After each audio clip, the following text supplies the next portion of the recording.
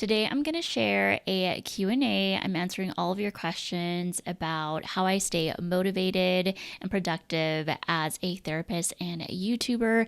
If you're new here, my name is Monica Denais and I'm a therapist based in Dallas, Texas. And I also do YouTube, all things entrepreneurship, mental health, lifestyle, wellness.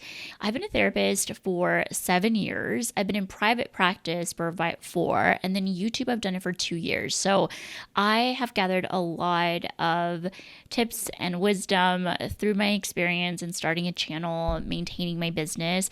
The first question that you guys asked is, how do you balance work and personal life? I think balancing work and personal life takes a lot of intentionality, because when I first started just my career, I was so focused on being busy and not necessarily productive or efficient. I was just wanting to be busy, constantly filling up my day, and it led to burnout.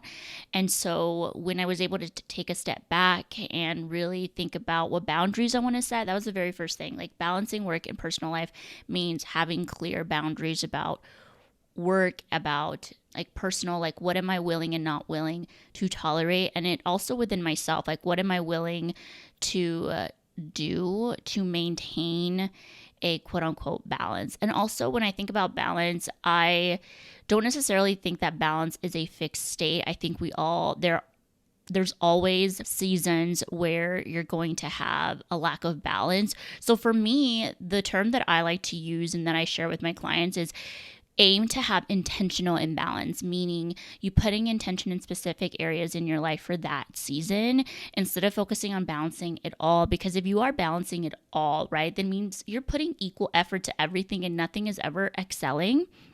So as a perfectionist, like that really helped me just understand that, okay, I can have intentional imbalance. Now, keeping in mind that it's not one area is not being prioritized more than the others, that there is a stop, there is an end point to kind of prioritizing career or prioritizing like personal life, that there is kind of like an end where the scale kind of goes back to others, right? So it's not like we're constantly always having to have it all together, or again, putting too much focus on one thing. So I think setting clear boundaries was definitely a way, especially with like my therapy schedule, and then having a clear work hours, preserving my day off, like I don't film on days that I have my days off. Like on my personal day, I try not to. I've done like maybe one video on my day off.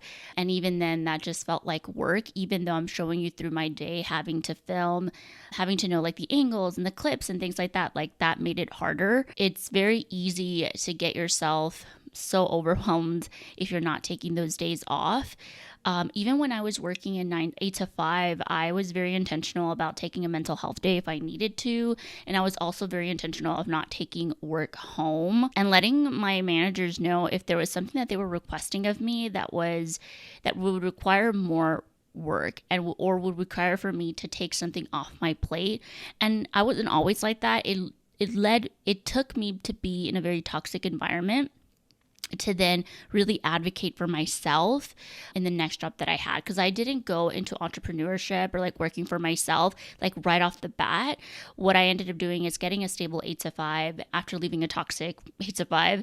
And it made all of the difference because I was able to advocate for myself, but also I had a really good manager and really good coworkers. And I think that also helps. I think the environment also helps too, but it's also you, right? Because you can easily still fall victim of being a people pleaser if you're not setting those intentional, clear boundaries. And also prioritizing self-care. Again, that's something that I wouldn't do. And now in this season, I make sure that I'm prioritizing and make sure that if I think about goals, I'm not just putting goals for the sake of having goals or for them to look good to others. The goals have to be aligned with what I want, what I envision my life to be. And then I also think that bringing in the important people in your life into your goals. So when I think about the goals that I'm trying to make or make happen, I include my partner in my goals because they're going to be there to support me, and I'm going to also be able to see, like, does this goal make sense for the both of us, right? Does it make sense for our lifestyle? Does it make sense? Like, do I have the resources in order to be supported for this specific goal, right? So example, when I was doing my fitness journey, I knew that for me, what really helped is to get my workout done first thing in the morning. And so that would mean that I wouldn't be able to help out in the morning, like the morning chores, right? And my husband's like, I got you. Like, I got you. Like, I will do this to help you prioritize it so that you get an established routine. So I think it's so important that we include people in our lives to help us maintain that balance, to whether we have a goal to reach or we have a busy season in work. It's really important to collectively tell people about it, even friends too. Like, if you know you're not going to be able to spend a lot of time with friends because you're in a season of busy, or you're putting intentional time in other things, maybe you're up for a promotion, like, it's so important to tell your friends, like, just to communicate, like, hey, I still want to see you, I still consider you a friend, I've just been really busy. Just let people know. I think we have a hard time just like communicating with people.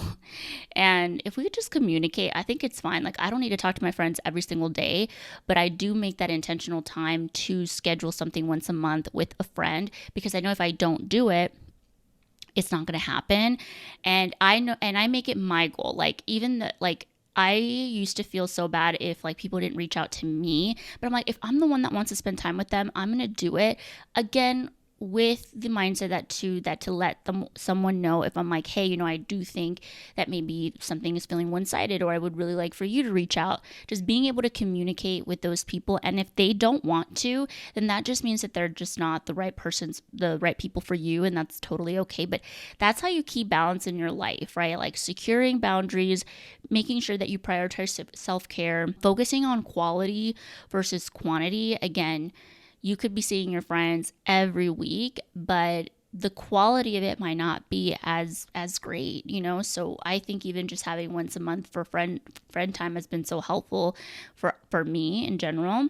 And then also just setting goals, but staying flexible with those goals. Like I said, I don't make so rigid goals. And when I do, I have to take a step back and see, like, honestly, is this really helpful for me?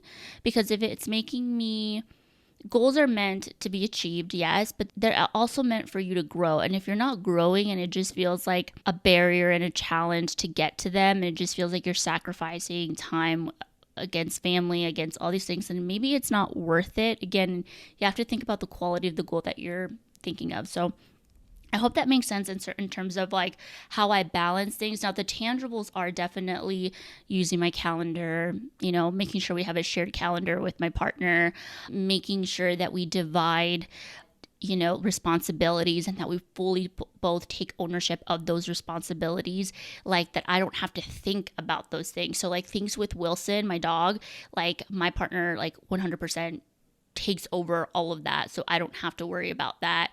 There's like small things, like whenever we cook for the week, there are specific dishes that we just own, right? Or if we don't own, we make sure that the other person knows the steps and the instructions to be able to do that dish or whatever.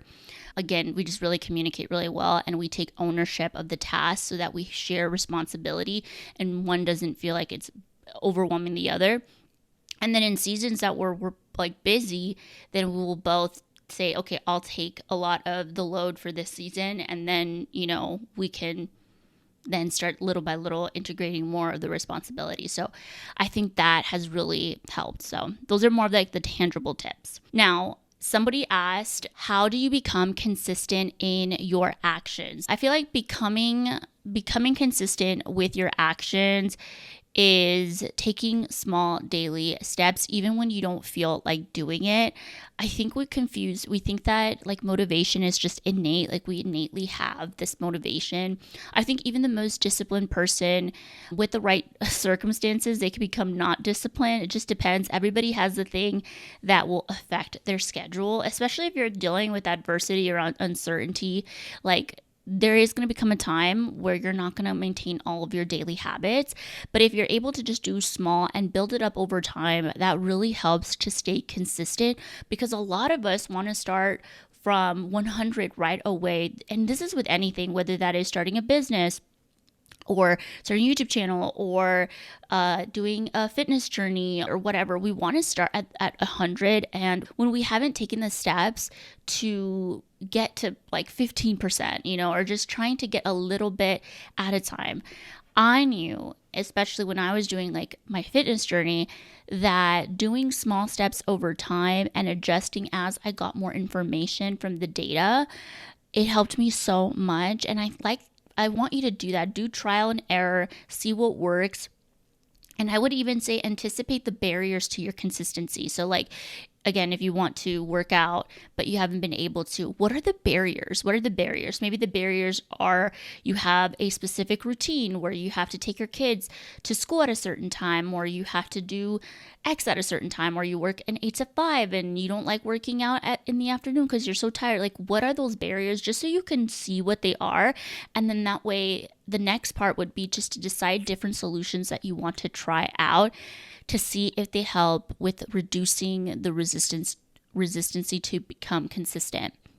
So creating a routine around your goals, that's another thing, like to stay consistent, like having something that's important to you. If it's not really important to you and you're just doing it because that's just what people do, we just exercise because we're supposed to, like, it's not going to come natural to you, and you're not going to have what, when you see people doing like 5 a.m. morning routines or 6 a.m. morning routines, and they're doing all of these things, like, it took them time to get to that point, and there's probably some seasons where they don't get as consistent because it might not make sense to wake up at 5 in the morning. There are some seasons where I've woken up at 5 in the morning, and there are some seasons where I don't. It doesn't make sense for me to do it all the time. So creating a routine around your goals, make your actions part of your daily or your weekly routine. Setting clear intentions, I think I've talked about that. Know why each action matters and what it leads to. Connecting each habit with a bigger goal will definitely help. Using tools to keep on track. So I like to use my planner. I use the quarterly planner by Hustle Sanely. And then I also like to use a habit tracker, and I'll put it down below too. It's really helpful. And I don't use a habit tracker for like to bully myself. If anything, again, that's more of capturing data of what I need. So at the end of the month or at the end of the week, if I see that I wasn't able to do one or two of the habits, I ask myself what happened in that week for me not to do that habit, right? It could have been I was busy doing other things. I was busy planning other things, or I wanted to get ahead on my YouTube channel or whatever. And it's okay in that sense to give myself compassion, still keep myself accountable, because when we give ourselves compassion, it doesn't mean that we're off the hook, that we don't give ourselves accountability, but it's just to kind of check in and let us know, okay, what do we need to change next week so that we do better in our habits? Having accountability, having rewards, having things to look forward to when it comes to accomplishing these things. Again, for me, over like exercising, I did not like it. And I didn't see, when people would say the reward is to start feeling, you feel good after a workout. For like the first couple of months, that wasn't the case. I didn't feel good after a workout. I was just so tired and exhausted. And my body was just getting used to it. But I was like, okay, I'm going to wait and see and make my own reward for now. So for me, it was like exercising. And then after I exercised, my reward was coffee. Over time, my reward became feeling good after a workout, but it didn't start that way. So having a reward at the beginning will help encourage you to get some of those non-tangible rewards, like just having that feeling of feeling good after a workout. It takes time. And again, just review and reflect. I love doing monthly resets because they really do help you just check in with yourself, see what you're doing and where you want to like change things. And so having a monthly reset, some type of reflection type exercise for yourself is so important. Now, the next question is related to YouTube, and it's how do you motivate yourself to film? I think a big part of my motivation is that I like to stay ahead, and also I like variety when I film. So even though I do request people's opinions on ideas for YouTube, at the end of the day, if I get a request and it doesn't feel good for me to film, I'm not going to do it. It has to be both aligned. Both my audience and I have to feel like I want to film that specific type of video, because if not, it's going to just be a struggle for me to actually film. So, because I've noticed myself where somebody has requested a video and I try to film it and it just no me nace, if you know what that means. It's just like, it just doesn't come naturally to me. And so I try my best to stick to filming things that I am passionate about and that I really want to like help people with, like having specific topics where I want to help people in that specific thing. So focusing on that, planning ahead, having content ideas, batch creating. So there are times where I'll create 2 videos a day. I think that's like the most I've done, like 2 videos a day. And that is very helpful. I also don't pressure myself to film so much just for the sake of filming, just to, because at the end of the day, I'm doing the work. It's a lot of time. It's a lot time consuming to film. This is not my full-time job. And so I know that I'm doing this out of a passion to share and educate people, and also to inspire people and motivate people. And so that is my why. And to know that when people leave comments and they feel like they resonate with the content, that is the best reward also. And that keeps me going. But again, at the same time, I have to be very structured in the sense of planning ahead, filming, and things like that. And there are times where I've woken up and I'm like, I don't want to film today. I just don't want to film this particular video, or I don't want to film. And I allow myself that. I just don't allow myself to do it 2 days in a row. So example, if let's just say I scheduled to film on a Thursday and I said, you know what, I just don't feel like it. Friday rolls around, I still don't feel like doing it. I'm still doing it on Friday, because I don't allow myself to put more resistance 2 days in a row. Because I know if after that second day I say, no, I'm not going to film, it's going to become way harder. And you could use that rule in anything. I think James Clear mentions it in his book, Atomic Habits, about never going 2 days in a row without doing a specific habit. And so for me, that has been helpful to plan ahead, keep it low pressure. Filming doesn't have to be perfect. And that has been a really big thing for me. Like, I just don't, if I mess up, I'm just gonna go with the flow. I'm not gonna stop and film it all over again. Like, I'm just going to let it be or cut that footage out. Yeah, so those are all things like keeping it low pressure. Filming doesn't have to be perfect. Sometimes capturing authentic moments is just, it's what resonates with the audience, right? So that is for me what motivates me to film. But yeah, that's one of the things. So the next question is, what has been the most challenging part of starting YouTube? And did anything surprise me? I think the biggest challenge for me was myself. For a while, I wanted to start a YouTube channel and I didn't do it because of fear of being seen. And also just like fear of just how much time it was going to take for me to do it. So I ended up starting a podcast first, which is really helpful because that's just audio. So I started small, started a podcast because for me, again, I was I was the barrier for myself to start. And I think a lot of the challenges too have been the time and effort in producing a video can take a lot, especially day in the life videos, again, because you're moving through your day and you're also trying to make it look organic through the camera, and it can feel really hard to do that. I have found myself even stopping myself because I'm like, girl, you're being performative, you're not being yourself. And I've had to stop and be like, you need to just keep it real. And on those days where I'm like, just allowing myself to be this imperfect human, and it's okay if it doesn't all look aesthetic or anything, that has allowed me to really push myself with this channel, finding my unique voice, not putting so much comparison. That was a challenge at first, like comparing myself to other people, comparing myself to other therapists who were doing YouTube, and how I really didn't want to do those very much like either videos where you comment on a TV show or a movie, or those very, very strict educational videos. Like, I just didn't want to be an educational channel. I really wanted to be a lifestyle wellness channel on top of being educational. So just trying to find my unique voice was a challenge at first, but I think has been the most rewarding. Another challenge was just learning YouTube specific stuff. I don't even think even now, like, I think this has been my third year of doing YouTube, and I'm still learning a lot about what works, what doesn't work. Sometimes it doesn't make sense to me why a video has more views than the others, and that's totally fine. For me, creating is what really, I don't know, it just makes me feel creative, like filming and just showing my day and things like that. I like seeing myself, like seeing my day from the lens of like editing and things like that, being creative. Like, that is really cool.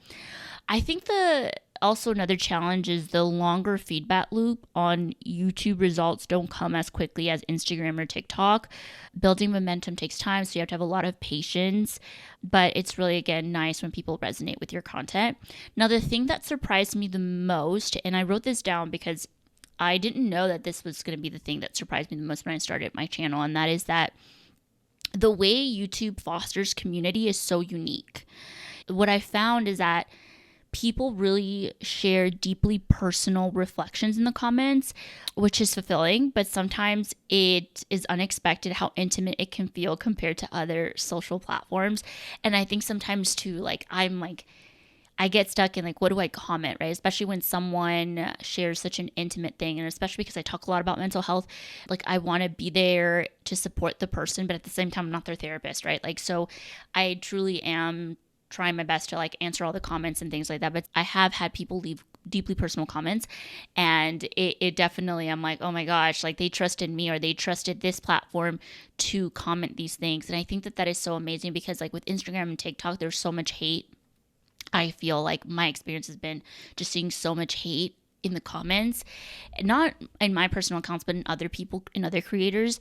And YouTube just, I don't know, I don't get that vibe. I'm sure there's hate on other people's YouTube videos, but for me, that hasn't been my experience. For the most part, you have a very like loving community who really just wants to, you know, see you at your best and your best version, and they're happy when you succeed. And so that has been my case. But yeah, just like the deeply personal comments, I was really surprised because I would never even get comments on my Instagram post or things like that. So getting comments now was just like, wow, like people really do want to engage and be part of the community, and it's so awesome. Someone asks, what's inspiring you? I think so many things inspire me. I think what inspires me the most in this season, as I turned 30 and I'm in my 30s now, I'm like 31, what really inspires me is really making space for other creators who are older, because I just think that there's a lot of things that I didn't learn growing up, and I'm still learning. Like I'm 31 and I'm like,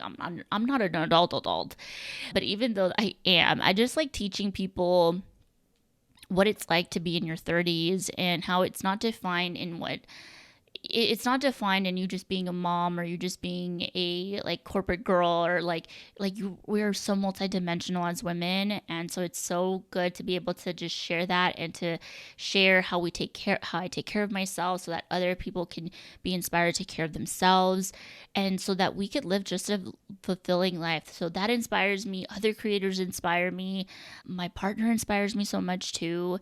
And just the idea that to make a safe space for people inspires me. There's so many things that inspire me, but yeah, overall, just like being creative inspires me in general. Like the idea of taking a step to be creative inspires me. Now, the last thing is, where do you see your channel going in 2025? Honestly, I haven't really thought of it. I haven't really thought about where my channel is going to be in 2025. Like, obviously, I've had like, you know, metrics like vanity metrics where I've wanted to reach 10,000 subscribers. But when I really think about it, I'm like, the 10,000 subscribers, they don't mean anything. Like in general, they don't really mean anything.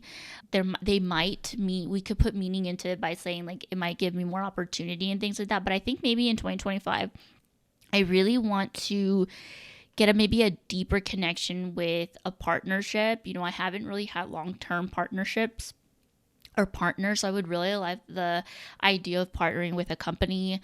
I would love the idea of maybe doing like workshops or something outside of YouTube, something like that. I don't know. But for 2025, I really just want to continue to get out of my comfort zone with filming vlogs, because that has been something that in the second half of 2024 I've prioritized. And so I really want to do more of that, because I think that's just content that people really enjoy, as opposed to just sit down videos and things like that. So maybe in 2025, I don't know. There's just going to be a lot of changes in 2025 for me in my personal life. So I haven't really thought a lot about the YouTube aspect of things, or my channel specifically, but I don't think anything's going to change majorly. I think I'm just going to continue to explore, and I'm just really enjoying my time here. I'm not really putting a big like pressure to have a specific goal. Like I said, if the 10,000 subscribers come in 2025, that's awesome. But if they don't, it's okay. For me, there's just so many other goals that I want to accomplish. Like I want to stop being afraid to go to the gym, like, or at least it's not even like afraid to go to the gym, like an actual gym. It's not knowing how to do specific like equipments. Like that is something that I've want to like learn a little bit better. I want to open myself up more to community and making more friends. Like this year I really was intentional with making friendships, and so I want to continue that because a lot of my friends are in different stages of their lives, and so I want to be able to create pockets of like different friendships for different areas in my life, you know? So I'm going to continue that. I want to host. I want to do so many other things. I want to try new workout classes. So I feel like I have a lot of ideas for 2025, and the channel I hope to like share what I'm doing in 2025 in that channel, and just embracing being 30 and like thriving, you know? So I'm excited. I'm excited for my practice to see where it goes in 2025. I feel like my practice, it's been a slow and steady growth with some, you know, some challenges along the way, and I think that's the part of being a business owner. I used to feel bad when like things just didn't happen for me right away, and now I'm very grateful for having just a steady growth and pace. And I think that's where I am on YouTube too. It's like there's never been a drop or anything. It's just been very much just steady, always growing. It's never like what people show, like, oh, she grew, you know, 1 million subscribers, you know, like a overnight success. That has never been the case for me. It's always been coupled with a lot of work and effort, and you know, there's never been a virality with me, and that's okay. I'm learning to accept that and be okay with that. So I hope you guys enjoyed this video, and if you have more questions for me, make sure you put them in the comments. If you have any reflections or any feedback on how I can make this channel better for you, put it in the comments. Thank you so much for supporting me, and I'll talk to you soon.